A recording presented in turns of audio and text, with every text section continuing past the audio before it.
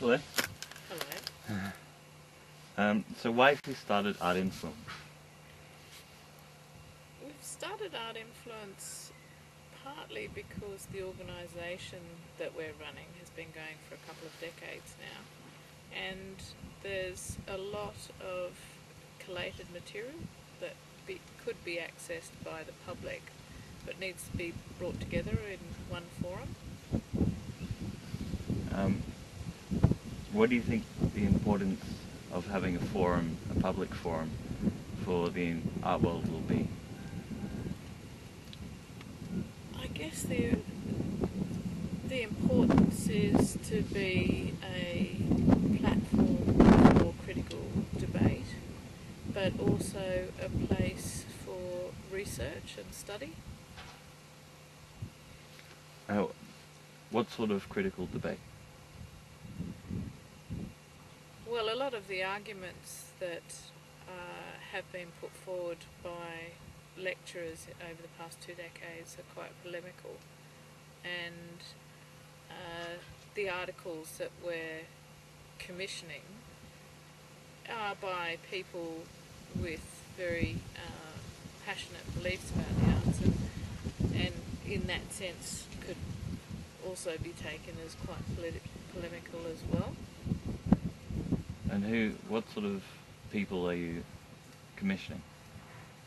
We're commissioning eminent figures in the art world, plus encouraging a group of young writers to start writing about art as well. What do you think the importance of getting a younger generation into art is?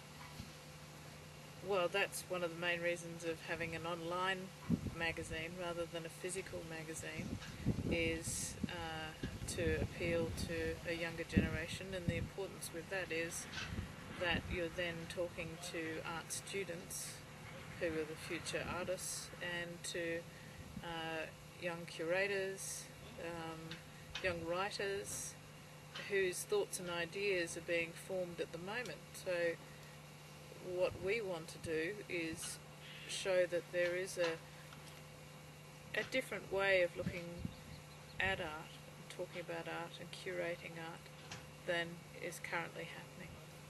Peter Fuller, who was he? He was one of Britain's leading art critics who founded a magazine called Modern Painters in the 1980s that became quite a critical force in Britain, and then started to have an international profile as well. He wrote a number of books on art theory, but also other books. Art and Psychoanalysis was his main book, and he did a number of documentaries. He died at the age of 42 in a car accident that we were both in. He was my late husband and your father. What impact was he having on the art world towards the end of his life? He was having quite a serious impact on the way British art was perceived in the world, particularly a renaissance in looking at painting and sculpture instead of conceptual art, which was at the fore before then, in a curatorial museum sense, in terms of contemporary art. And what has happened since his passing in the art world? Since his passing, painting and sculpture are now considered to be, some of the most important art forms, along with installation and video in the contemporary arts. Nobody would now say that painting is dead, which is something that used to be said then. And people have become, it's acceptable now to be patriotic towards one's countryman's art, whereas then it wasn't. It was considered ridiculous for Britain to be pushing British artists. And what about in criticism? criticism, well, in criticism, unfortunately, what is happening to media in general is affecting criticism, in that critics are not given the space that they need to develop an argument, because the constraints are much more on the advertising and the revenue of the publication that they're writing for. And how will Art Influence differ from this?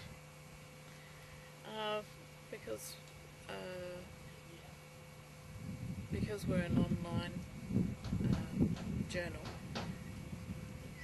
we're not dealing with advertising, so our writers can write to the full development of their argument.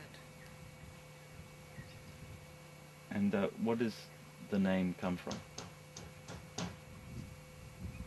The name comes from a quote that Peter wrote when he was 20 years old, where he was writing to his future wife, Colette Megine, and he said that he was trying to warn her that he had serious things to do, he felt, in the world, and he was going to be somebody who would influence the minds of men.